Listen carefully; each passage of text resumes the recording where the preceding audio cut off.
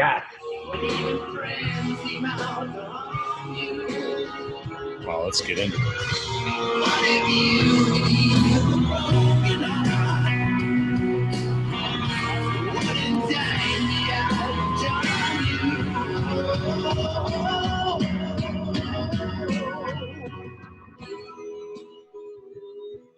Yeah, I like just a little opening of that. All right, Siri. That'll be enough of that. Turn that garbage down. Oh, man. Oh, should we leave? All right. You tell me when we're ready to go. We're going. Oh, we're going. Good. Let's do it. Let's do this. So, B-Rob. Yep. We're going to start out by talking a bit of swing with you. What is on your mind? What is on B-Rob's mind? Floating around up there. Yeah, so what? We're just talking about my swing flaws, where I'm trying to go? Yep. You bet. Okay.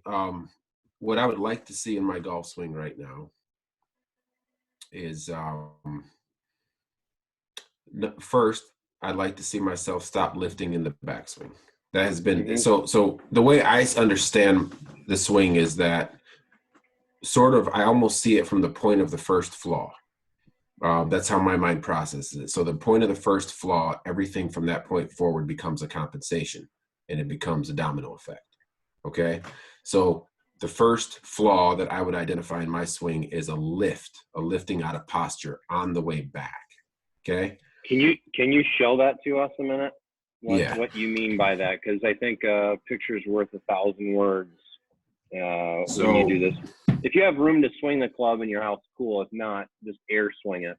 Yeah, so I mean, obviously, if you just sort of lock in on my head height, my backswing would look something like that. Okay. Sort of from here to here, right? So I start to lose this angle from here, I lose it. Mm-hmm. Now from that place, I have to recover that angle. And I do. So I'd have to actually come back down here and recover that angle. So my thinking is that's just one of the compensations that I have to make. Now, what do I think that is doing? One of the second flaws that I think that is leading to is on that compensation of regaining my angles. Okay, the club shaft steepens. Okay. Mm-hmm. So we know what that means? Yep. Okay, so obviously you know what that means. Right. Well, I'll as you're maybe saying you can show that, Jeff. I will. I'll demonstrate that. So you're saying if you go up here like this, as you're trying to regain flexion, that the shaft starts to steepen this way, correct? That's right. Exactly. Okay. Whereas, so there, I mean, yeah. And then I find that, what happens from there is I end up throwing my hands at it and getting real handsy through impact as opposed to being able to rotate through. Mm-hmm. So so those are things that have sort of plagued my golf swing for years. They have gotten, I've had moments where they're not as bad and moments where they're worse. What say you? So if you say, okay, listen, I'm trying to draw back the root cause. The root cause of what? What is the root cause of what? What's the underlying issue? The underlying issue is that you don't like the fact that the shaft is steepening, which then makes your body stall out and you flip with your hands. That's what you don't like, right? Yeah, that's right. And so then you'd say, well, I think that the root cause of that is going back to the fact that I extend up and then that I got to regain that flexion coming back down. So here's my question for you. Do you know anybody or seen anybody that's ever done that before? Done what? Extend up, regain flexion, and the shaft not steepen as a result of that? That's my question to you. Uh-oh. B-Rob's frozen. Frozen in thought. Oh, sorry, guys. There it is. That's all good. Okay, yeah. So to answer your question, yeah, I think so. In terms of, obviously, we're going to PGA Tour, when you, I assume that that's Sure. what you're referring to in terms of have I Sure. seen anybody? Sure. Yep. Those are typically the only swings that you have access to that are in slow motion. Right. Right. No, not off the top of my head. You know, the players that you see that strike the ball the best actually don't lift on the backswing. They'll actually lower slightly on the backswing.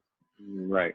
You know, so, but again, for me, what I'm not interested in, what I don't want to do is have to try to manipulate the shaft on the way down to flatten. I think, so correct me if you think I'm wrong, but yeah, my understanding of the swing is that if I don't lift, and if my swing is sequenced properly, then flattening the shaft is not a conscious movement that I have to do. It just is a byproduct. And I don't want to have to have a conscious rotation of my forearms, bowing of my wrist, which would also flatten that shaft. I don't want to have to think like that. I can't do that on the way down. It happens too fast. It does happen too fast. I think that once you get, I think in the golf swing, you have what you can control as your setup. I think you can control the backswing, and I think you can control the first part of transition. After that, it's done. It's over. Right. So what I hear you saying is, well, yeah, that happens too quick. I can't think about, the fact that, hey, listen, I've got to try to shallow this on the way down, to have some sort of movement with my wrists or angles, to make that happen. Is that what I hear you saying, basically? Yeah, exactly. Okay. So, so the root problem, the root issue at the heart of it is that, and I've worked with you for a while, Brian, that we know that it's this. You hate this. You hate this. Yeah. You hate this. So what are, you say, well, I think it has to do with the fact that I've come up and now I have to go back down. So it's a transition issue is what you're saying. It's a transition because I've gone from here and now I have to go to here. You want to be able to stay level. Tell us some things that you've done to try to stay level that maybe feel like they kind of worked and others that haven't, to try to stay level. Yeah, certainly. I mean, I've attempted to actually feel the sensation of sort of bowing forward, getting a little more forward bend on the way back. The thing that I'm doing right now, which I think is being reasonably effective, is I'm actually I'm sort of lifting my front foot off the ground as soon as I do my takeaway, and that seems to be it does lift me. Obviously, doing that kind of I maybe a way to say it is I'm unweighting my front foot. And I will lift slightly, but then it seems to set my transition in a really good spot for weight transfer. Yeah. So what you're talking about, I'm going to try to move the camera down here maybe so you can see. Hello. Maybe the audience can see this a little bit. So this is your lead foot right here, and you're talking about that coming this way or unanchoring. Is that kind of what you're saying right there? Yeah, except I'm actually, again, as I'm trying to do a swing change right now, I'm literally lifting the foot off the ground entirely. I got it. I wanted to then replace it immediately. So again, because weight transfer is another issue too that I'm working on. Let me work you through one little thought, and then you can run with it from there. But thinking about, I'm going to put a club here on my shoulders like this a minute. Okay, so a lot of times people that will come maybe extend up too much is they might have too flat of a shoulder turn. If you thought about that left shoulder, this being my left shoulder here, thinking about that left shoulder going down.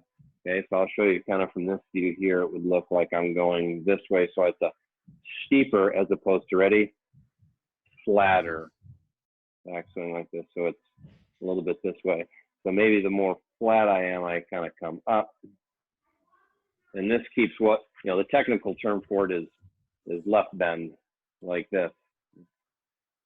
So essentially you're left bending that way. But instead of using all those terms, just put a club there and get in front of a mirror and make sure that left shoulder stays down. Or if you're looking at yourself from here, that it kind of goes steep.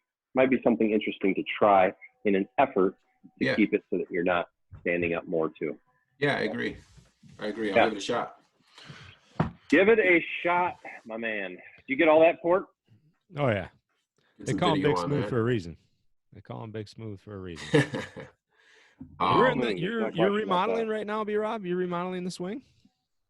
yeah, I'm always working on my swing. That's why you see so much variability in me. You don't know what B-Rob you're going to get. Oh, I know. So, It's just covered in butter every time, just buttery. well, not always. You're Yeah. So Pretty smooth. sometimes, if I'm feeling good, I can shoot a decent number and I can be tough. But if I'm working on something, then it's hit and miss for sure. I want to talk about that a second. What you just said. If I'm working on something, sometimes it's tough. So are you telling me that when you've played well, generally it's like there's not too much conscious mechanical thoughts there?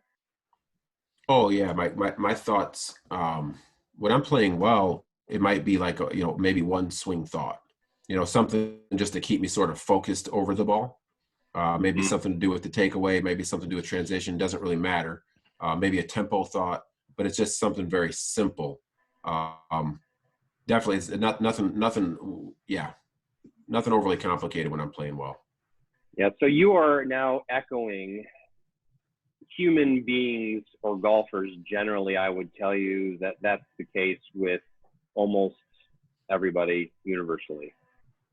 There's some exceptions to that rule, but most people, even really good players, are going to say, I'm usually playing my best when it's really, really simple, and I'm feeling simple. So for all the players out there who think, this is too hard to have, A, B, C, D, and E thought when I'm trying to play, I think that's correct. There's a time and a place for that, as you well know, but trying to do that, while you're trying to play, it's really difficult to play good golf that way. Yeah. Yeah. So I'd like to transition us. Thank you, by the way, Mr. Caminetti. Of course. Matter of fact,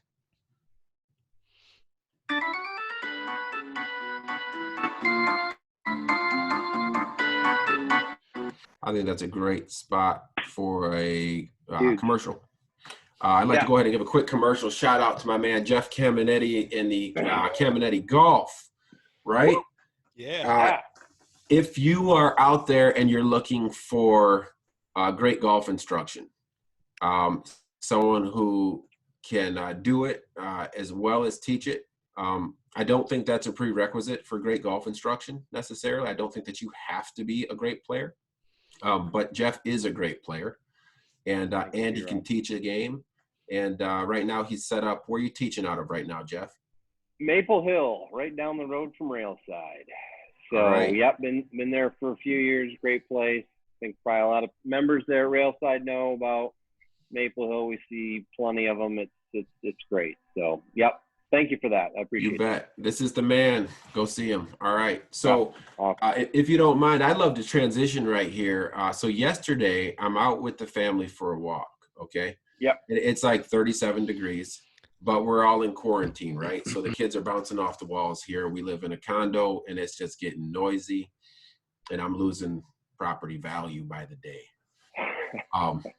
So I got to get the kids out. So here we go. We pack up. We go for a walk around the neighborhood, around the course. And we're on our way back. And who do I see? I see one Mr. Brent Voorhees. And he's just sitting in his SUV in the parking lot. No idea what he's doing. I'm wondering. In fact, I had to inquire about what exactly is the nature of his marital arrangement. But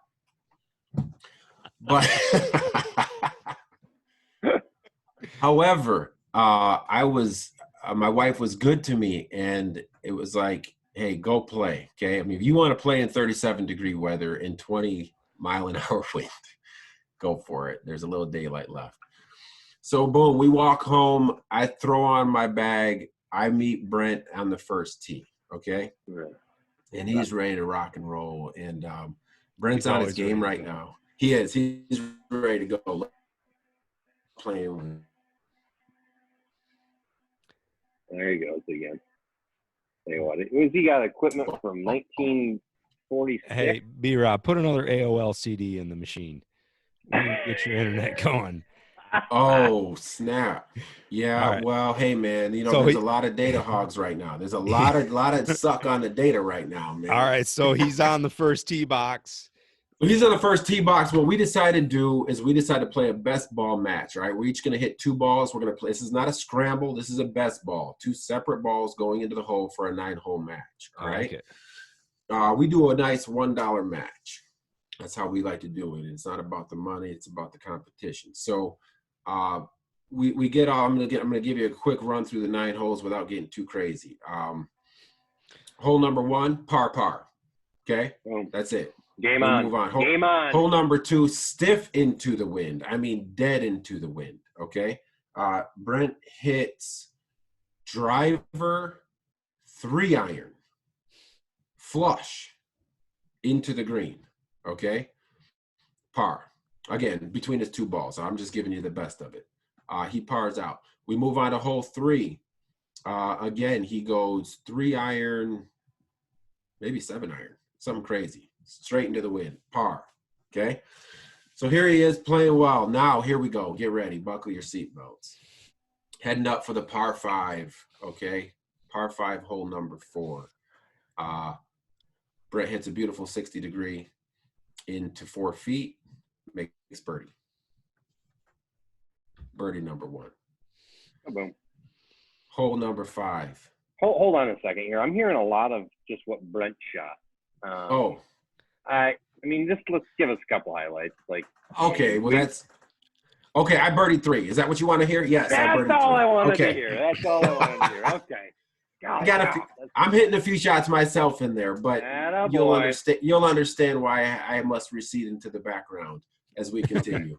It's not worth speaking of my shots. You'll see that shortly. So, hole 5, Brent stripe shows right down the middle. Okay, then hits it to 20 feet. Birdie number 2. Oh. Yeah, legit. Gets that putter going. It's 99. It was pretty too. He kind of called it too. Called the putt. Said he liked the way it looked. Rolled it in. Hold on a second. He's an external processor. Very my much math. so. My math is not adding up here. You're 3 under it after 5. 2 under after 5. I don't understand. You birdied 3. He birdied 4 and 5. Oh no. They're playing against each other. We're playing against each other. We're each playing 2 balls in the match, and we're taking our best ball against I'm playing my best ball against his best ball. Welcome to the conversation, Kennedy. You'll have to excuse me. I'm a little. Yeah, that's on me. That's on me. My bad. I told you this was not a scramble. Okay. So no, here we best ball. Best ball. This is a match. It's a match. Samsonite. Doggone it. Jeez. Okay, so here we go. So Mr. Voorhees is now 2 under through 5. All right. Par 3, hole number 6. And by the way, we're playing from the back, okay, on all of this. And when B-Rob goes from the back, I'm going to we're out of real estate, right? Like Karl Malone. I love the third person. Gets me every time. So par 3, he stripes a 4-iron to 20 feet left of the pin. Difficult pin. It's a blue pin. Again, calls it, says he likes it, rolls it 3 times in a row. Come on. Okay. Downwind, hole number 7. I'd say he probably got off the tee. It was downwind, a solid 290. From there, he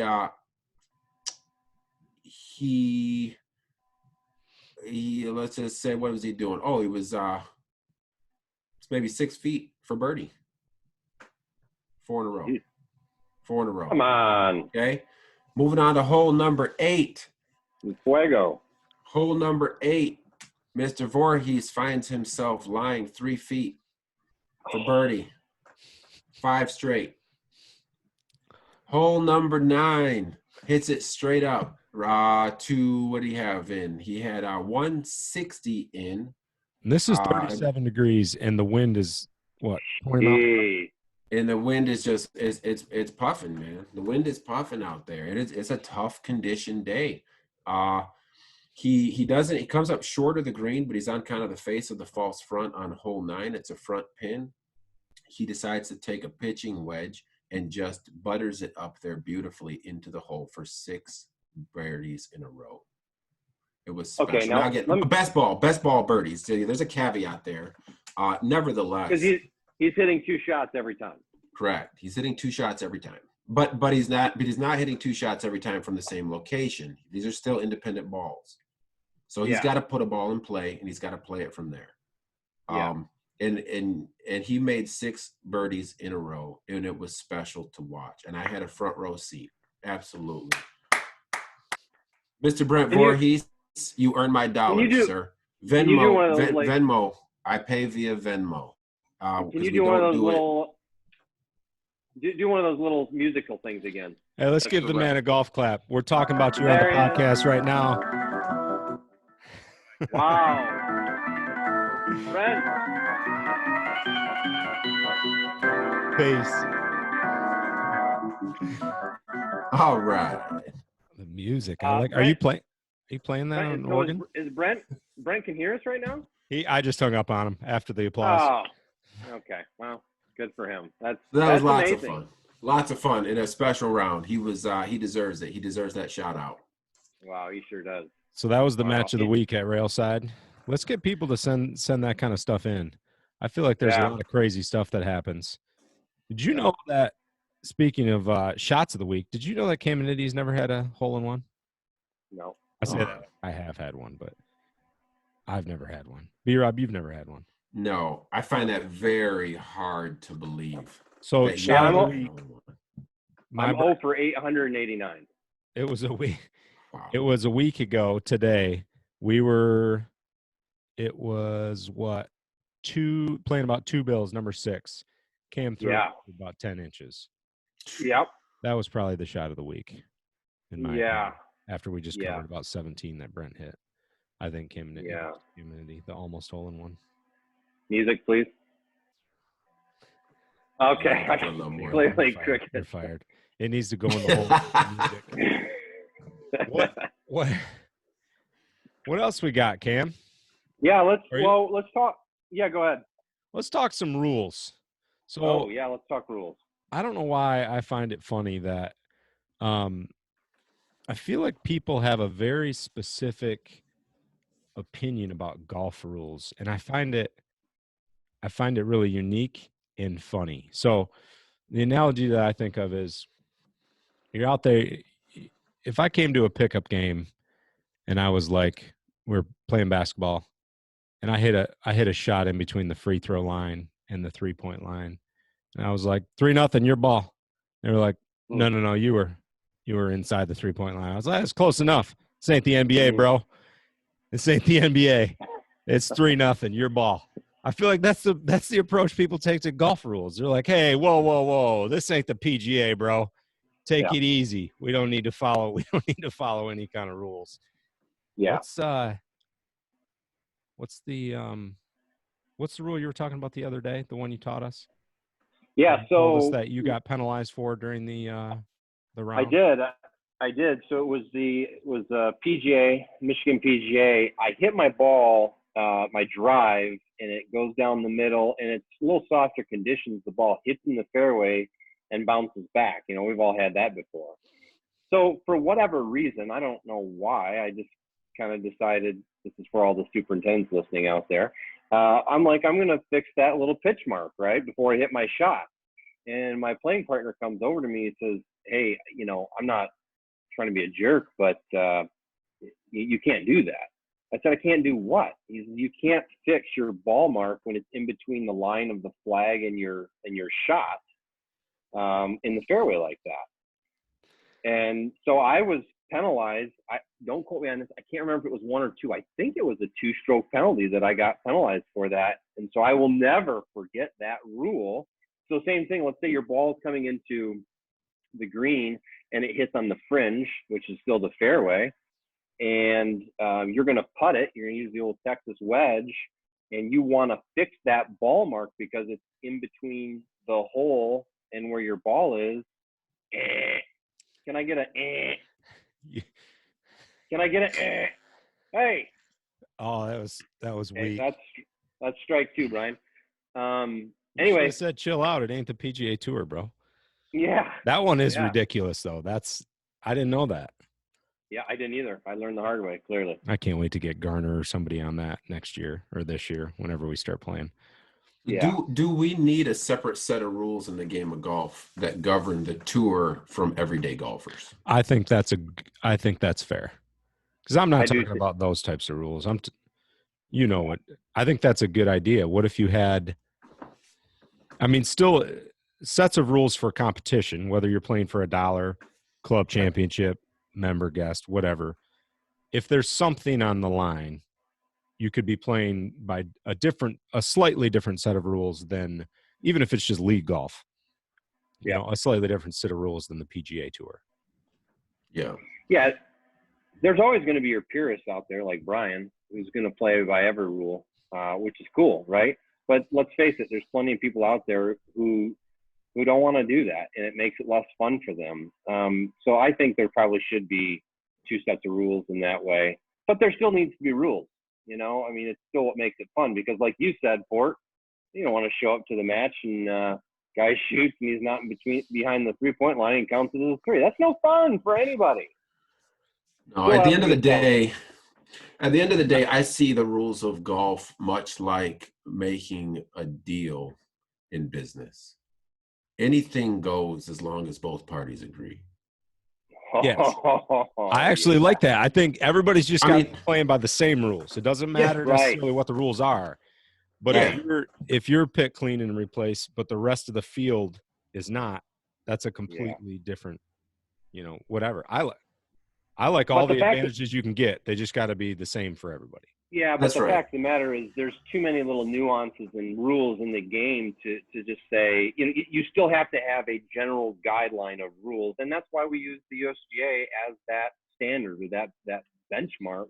And then you can maybe deviate from there, but you have to imply, hey, all USGA rules apply except for, hey, we're gonna play winter rules. We're gonna, ball in hand, whatever it is.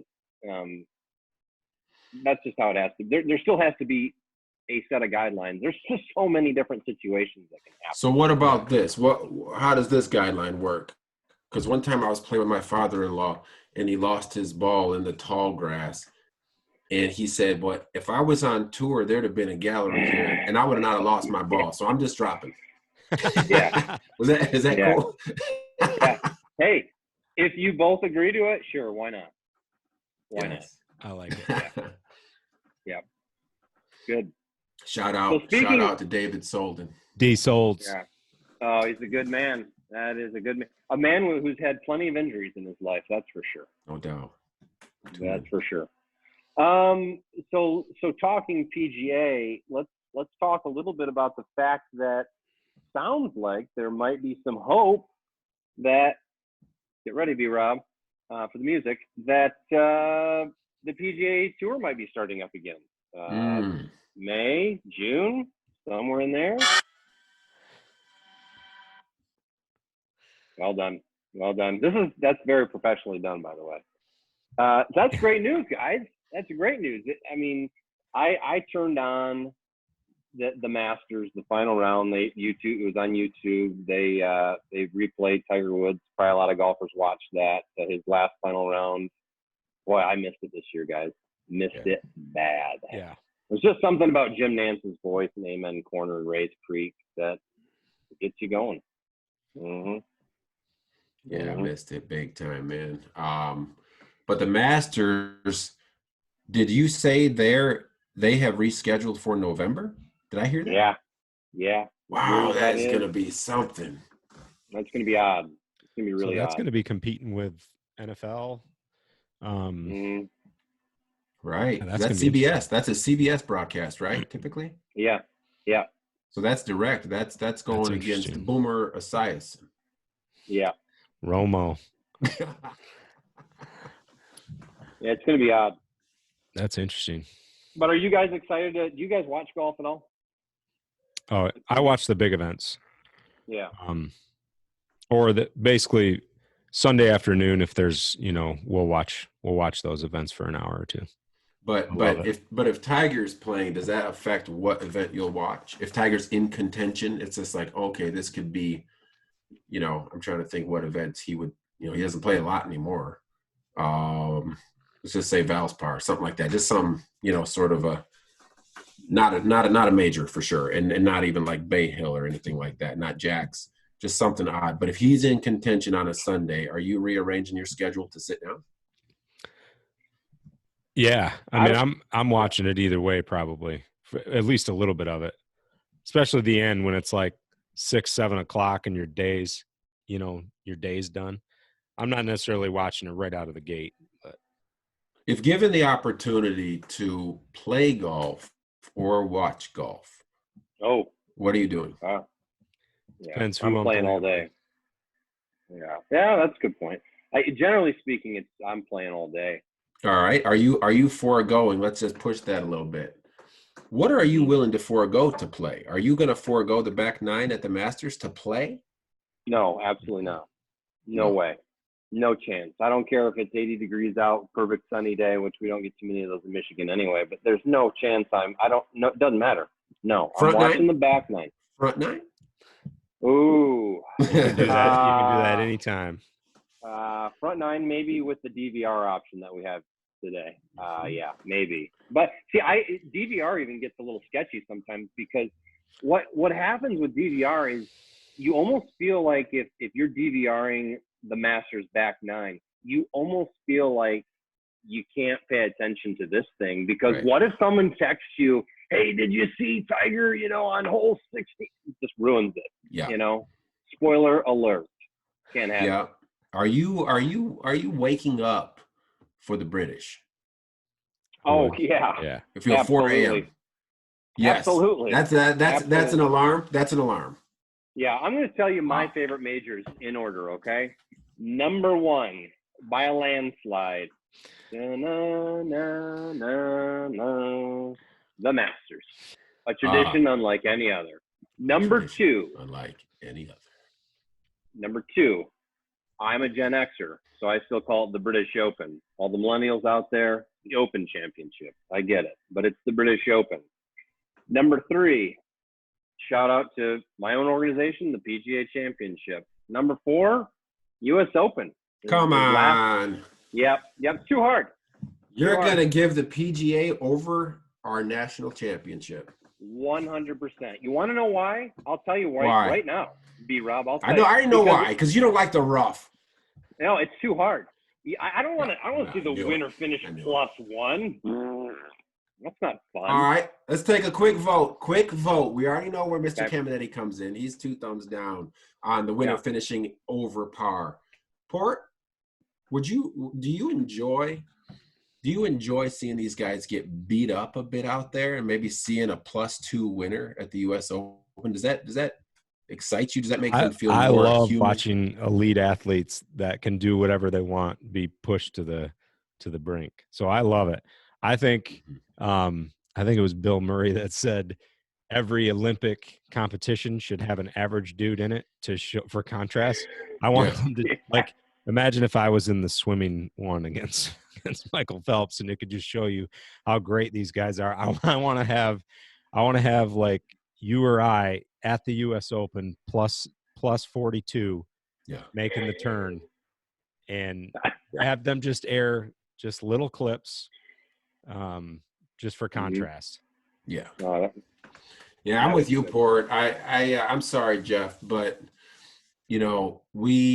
these guys, listen, they can go out there to Palm Springs, California. They can go 22 under par. We've seen Patrick Reed do that, right?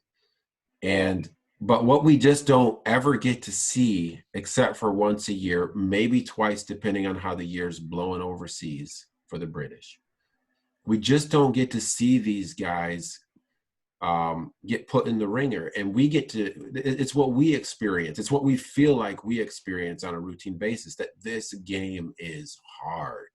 It is. And so to see those guys have to experience that and maybe even whine and cry a little bit, you kind of get a little more insight into them, which is fun.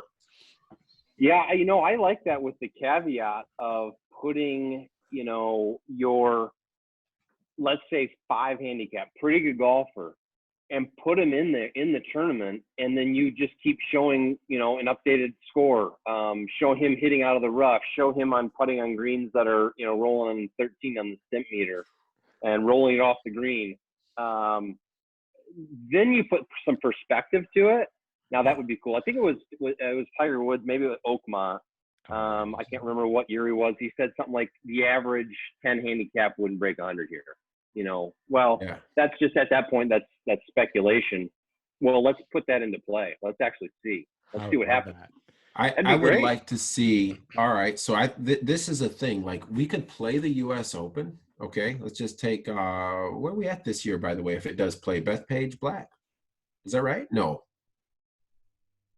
Nah, I thought that was. Is it Winged Foot this year? I thought it was Winged Foot. Okay.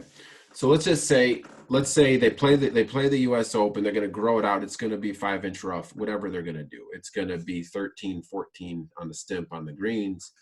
Brutal. The following, let's see here, that ends on a Sunday. Now we could probably get some good TV ratings on the Monday or a Tuesday by bring out those golfers. And maybe it's even a pay-to-play event too. Maybe you get some guys who get sponsored. Maybe it's a big money event.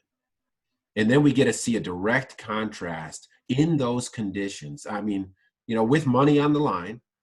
Right. What was the winning score for the U.S. Open versus, and you might even get some elite amateurs out there. I mean, think about, I just watched a podcast with Tony Finau on it.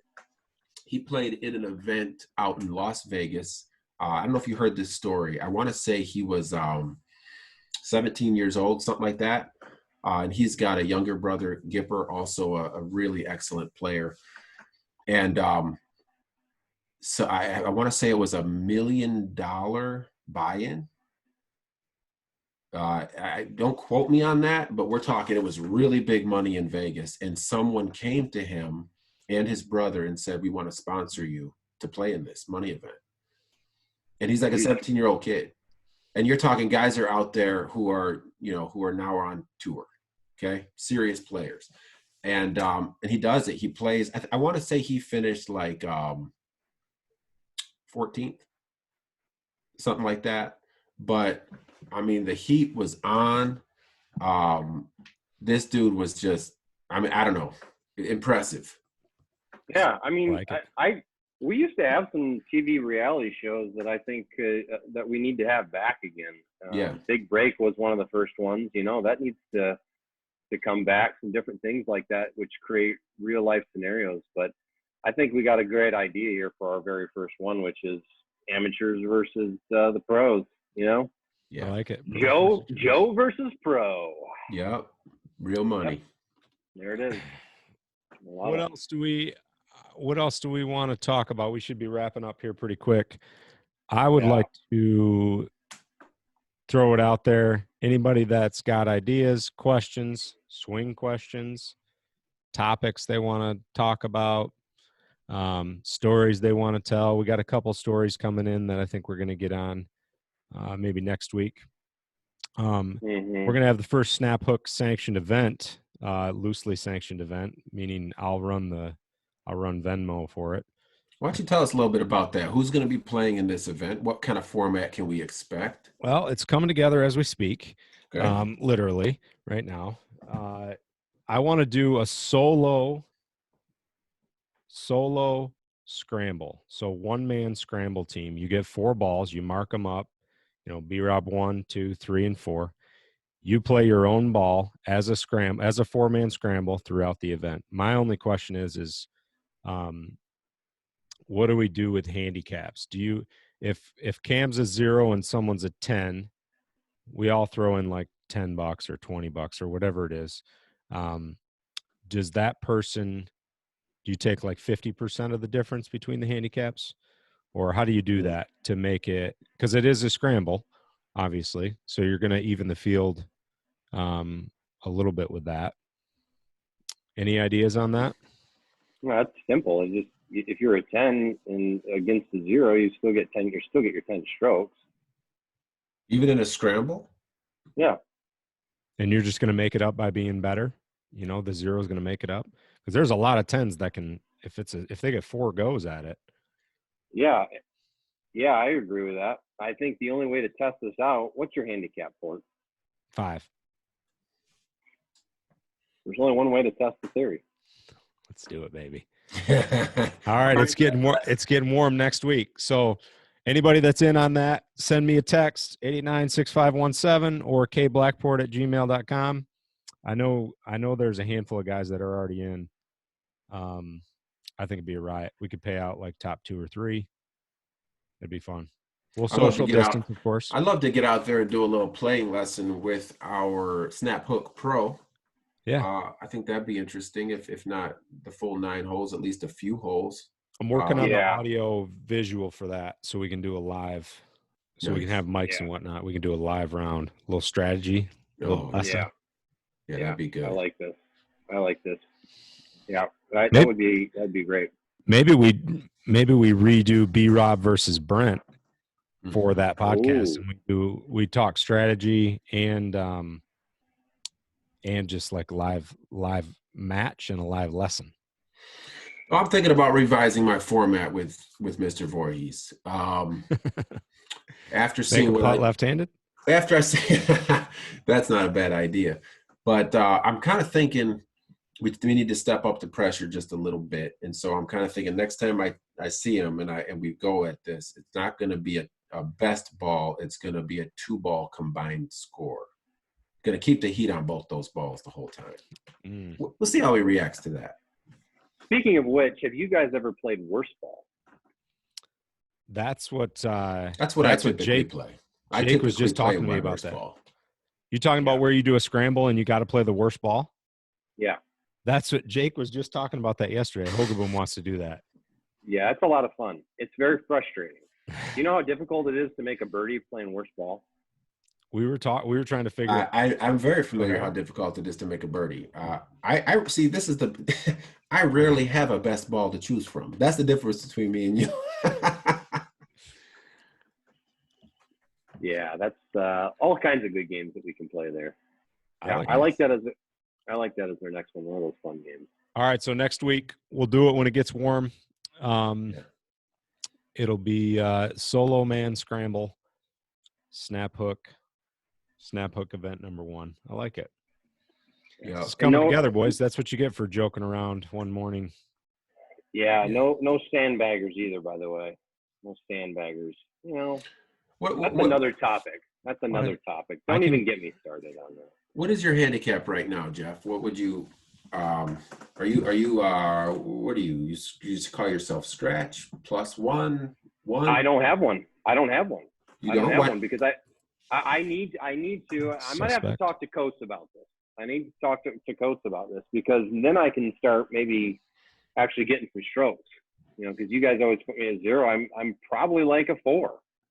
I don't know. Oh. If you're a 4, I'm not going to say that publicly.